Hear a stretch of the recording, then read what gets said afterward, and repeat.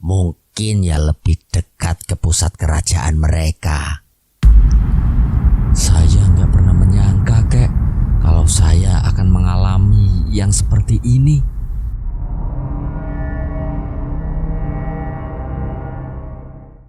Kakeknya tertawa ringan, udara sudah mulai hangat. Seiring bertambah siang, mereka berdua duduk di teras rumah kakeknya yang persis menghadap ke lorong depan rumah mereka. Begitu itu kan seperti bakat, Yuk. Atau bakat tidak semua orang mendapatkan. Ada yang meminta terus-menerus tidak dikasih. Tapi ada yang tidak pernah meminta, tapi ternyata diberikan. Ya tidak perlu ditolak. Masa bakat mau ditolak?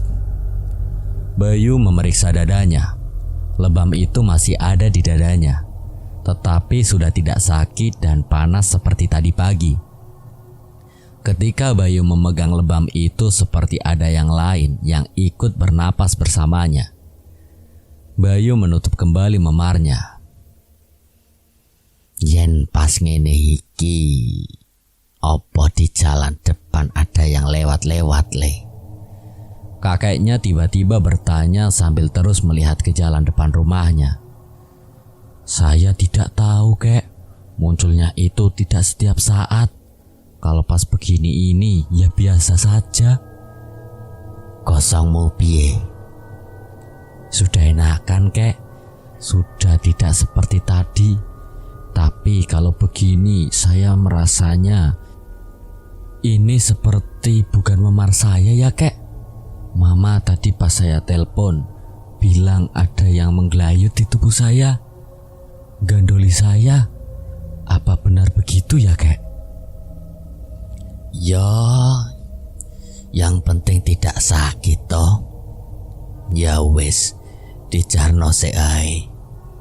Mengko ngenteni omong-omongan karo Mbah Suroso piye apike. Kakek bercerita bahwa Mbah Suroso adalah anak dari pamannya kakek. Jadi ibu dari Mbah Suroso adalah adik dari bapaknya kakek.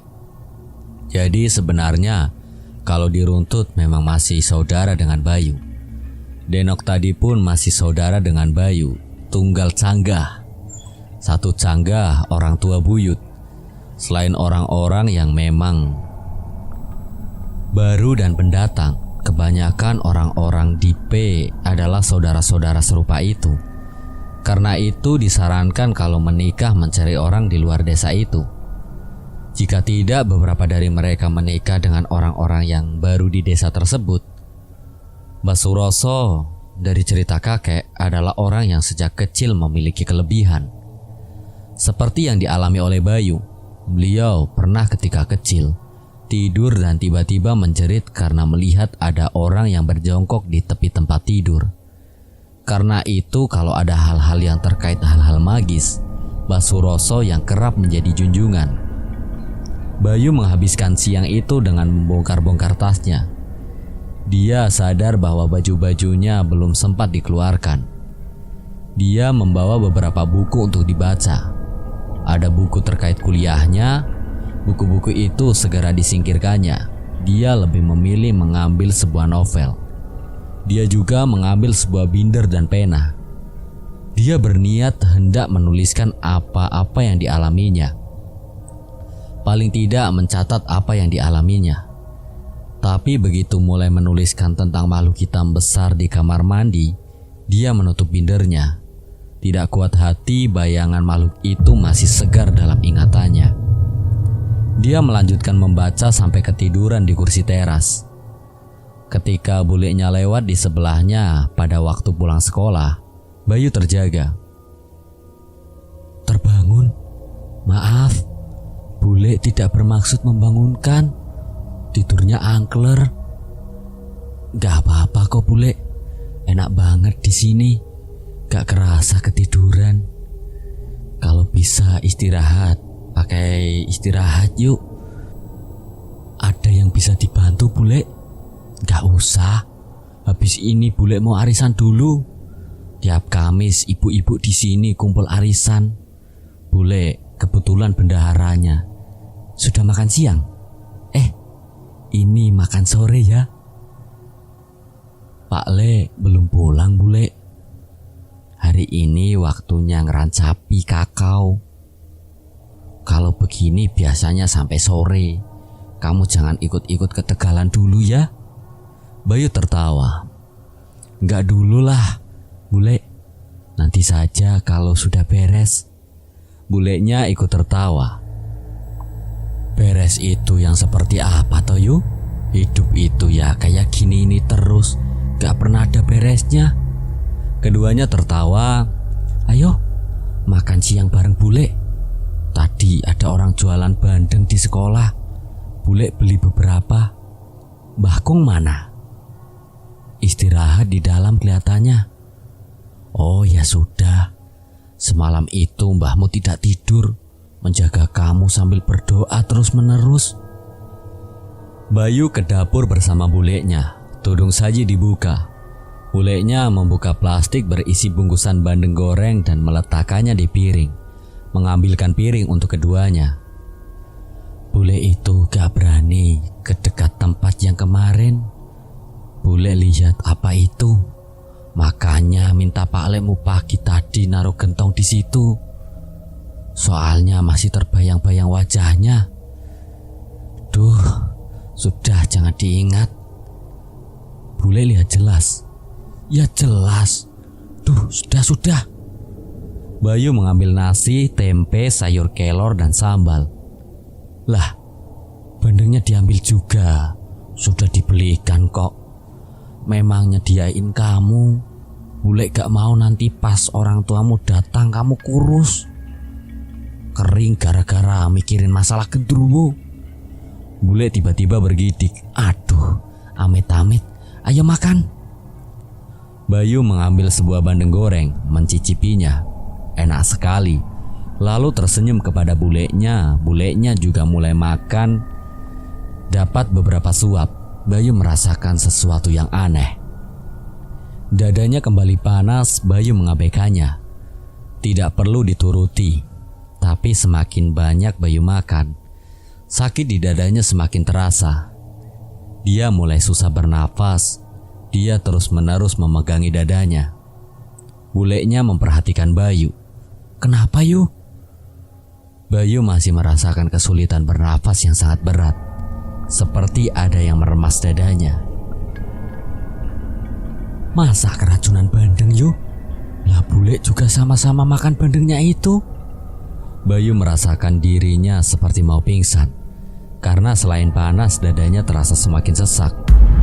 Udara masuk ke dadanya semakin berat. Ketika itu Bayu sekelebat melihat ke belakang kursinya. Seperti ada sebuah kaki yang menjuntai di belakang punggungnya. Bayu menolehkan kepalanya, tidak ada apapun. Kaki apa yang baru saja dilihatnya? Tapi yang jelas kaki itu adalah kaki seorang anak kecil. Seperti mengayun-ayun. Di sudut matanya Bayu melihat seperti ada seorang perempuan berkebaya merah yang berdiri di atas kompor. Perempuan itu rambutnya bergelung, berdiri memunggungi mereka. Ketika Bayu menghadapkan wajahnya ke kompor, itu tidak ada apapun. Matanya terasa berkunang-kunang. Jangan dimakan bandengnya, makan nasi sama sayur saja. Bule ambilkan obatmu ya, di mana? Dengan kesulitan Bayu mengatakan di atas meja samping buku-bukunya. Bule berlari ke kamar. Bayu mencoba untuk terus makan, tetapi napasnya semakin sesak. Dadanya semakin panas. Ketika itu Bayu berdiri dari meja makan. Bayu hampir pingsan ketika melihat dua orang yang berdiri di dekat pintu, di antara ruang tamu dan ruang dapur. Keduanya berdiri menghadap tembok, seperti saling bercakap-cakap, tapi dalam diam. Ketika Bayu melewati mereka yang seolah seperti menengok kepada Bayu, Bayu tidak kuat melihat mereka. Bayu hanya merasakan udara di sekitar mereka terasa lebih dingin dan ada bau yang aneh. Bukan bau anyir seperti amis ikan, tetapi bau yang lain. Bau yang seperti dia kenali tapi juga tidak. Bau ini pernah dia cium, tapi dia tidak ingat persis itu bau apa. Tapi ketika Bayu benar-benar menghadapkan wajahnya kepada dua orang tadi, mereka sudah tidak ada di sana. Seperti ada tetapi juga tidak ada. Bayu menyambar air meminumnya cepat-cepat. Bulenya datang membawa obat. Bayu meminum obatnya dan berjalan keluar dari dapur itu. Ketika semakin jauh dari meja dapur, Bayu merasa mulai kembali ringan. Bulenya tampak ketakutan sekaligus merasa sangat bersalah dengan keberadaan Bayu. Dia berkali-kali meminta maaf. Dia segera pergi ke dapur. Bandeng yang baru saja dibelinya langsung dibuang ke tempat sampah. "Maafin bule ya Yu, bule tidak tahu akan jadi seperti ini, maaf." Bayu mulai bisa menata napasnya dan duduk di ruang tamu. Dari ruang tamu itu dia berusaha untuk melihat ke dapur, tetapi sama seperti kembali tenang. Dadanya juga sudah kembali mereda dan tidak lagi panas seperti sebelumnya. Bayu mengintip memarnya ke balik kaosnya. Memar itu memerah seperti bekas pukulan baru. Bentuknya masih serupa tadi. "Tidak apa-apa bule, bukan salahnya bule. Jangan minta maaf ya. Ini kondisi Bayu saja yang tidak sehat. Bule gak menyangka akan jadi kayak gini loh le. Maaf sekali ya. Bule tidak bermaksud membuat Bayu seperti ini." Bayu tersenyum. Napasnya yang ngos-ngosan mulai teratur kembali. Tiba-tiba dia tertawa. "Aduh, orang penyakitan itu ya kayak gini ya bule."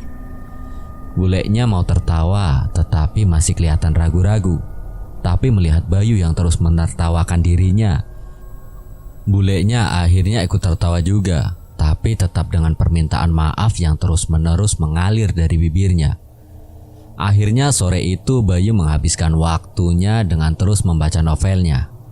Ketika Pak Leknya datang, Bayu tidak menceritakan apa yang terjadi. Daripada hanya membuat suasana jadi tambah ribut, bulenya berangkat arisan. Pak Lek dan kakeknya melanjutkan sore mereka dengan meneruskan menganyam daun kelapa untuk dijadikan keranjang. Bayu bertanya keranjang itu mau dipakai untuk apa. Pak Leknya mengatakan digunakan untuk ngetus, isi kakao. Kalau habis dibelah, biasanya kalau musim hujan, penjemuran kakao tidak bisa sampai atus. Maka ketika tidak ada matahari, ditiriskan di wadah-wadah serupa itu. Bayu akhirnya ikut belajar membuat keranjang daun kelapa bersama kakek dan Pak Leknya. Tidak ingin sakitnya menghalangi dia untuk beraktivitas. Sorenya Mbah Suroso datang ke rumah kakeknya. Berbeda dengan kakeknya yang kurus jangkung, Mbah Suroso lebih gemuk.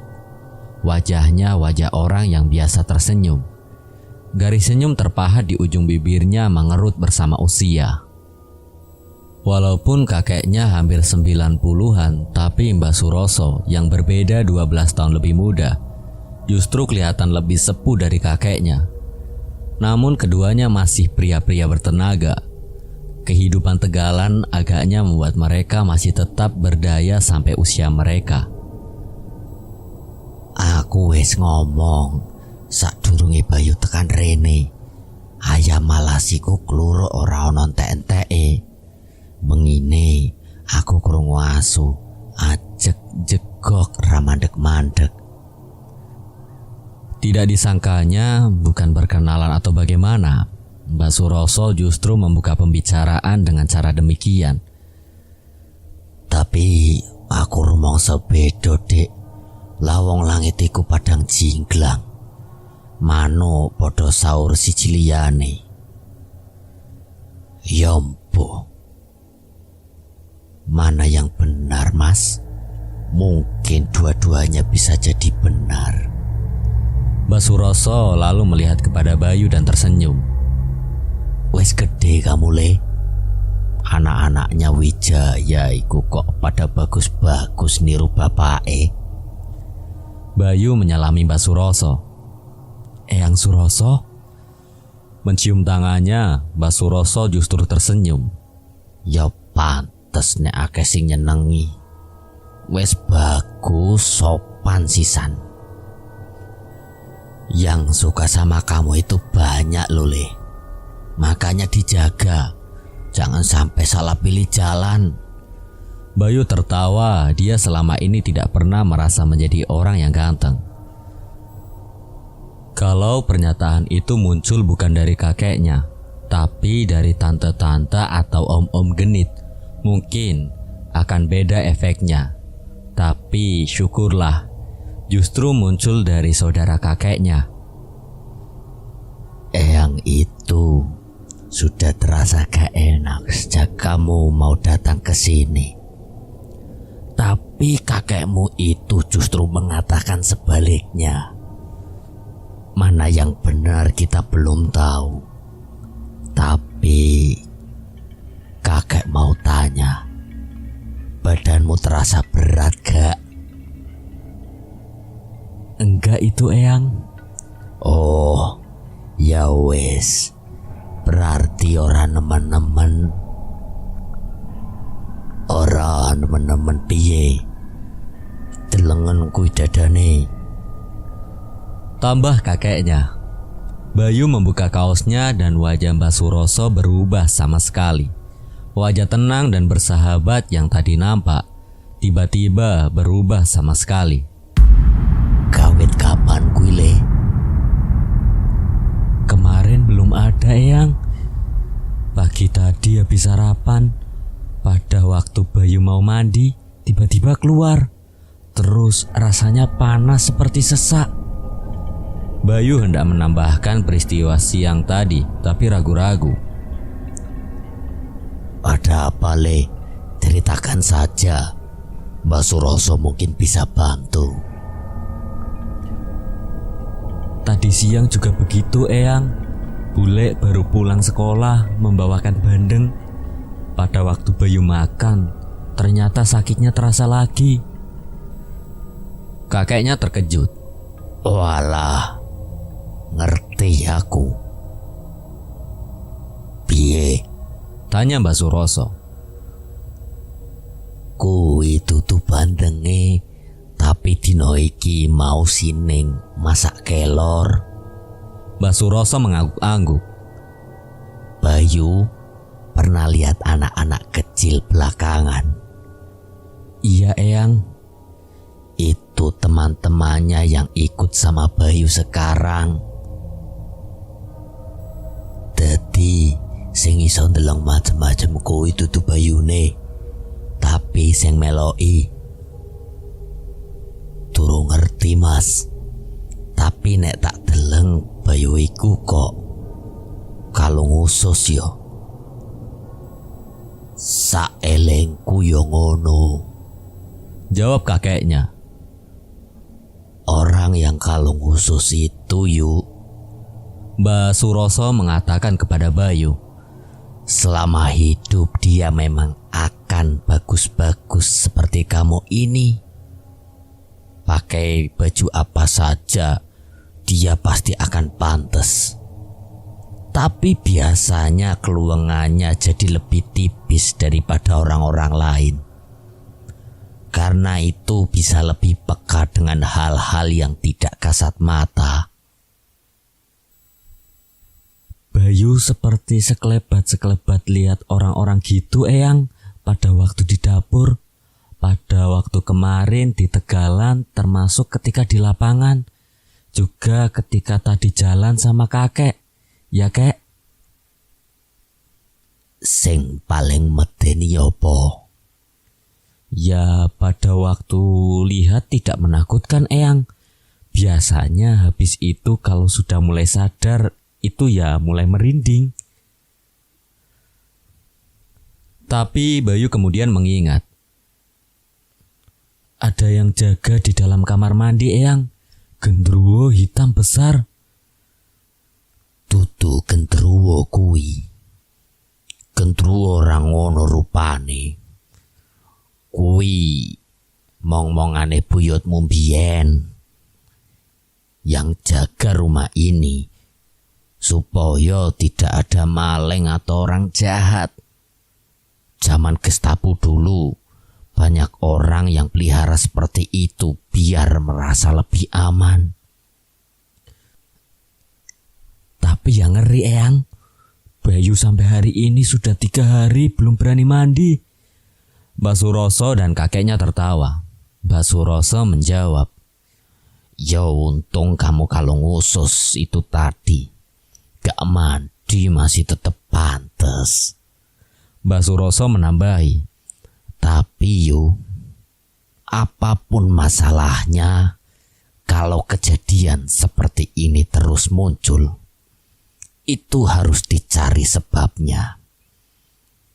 Sekarang ini Mbak Suroso ini tahu ada yang ikut kamu. Sementara dia ikut, kamu mungkin akan sering mengalami hal-hal seperti yang kamu alami itu. Bisa ditutup. Tapi sebagus-bagusnya orang nutup, tetap tidak bisa selamanya. Celah itu pasti ada. Kalau itu sudah ada di kamu, mau dilepas bagaimanapun wong namanya pemberian yang ilahi, yo tetap akan ada di kamu.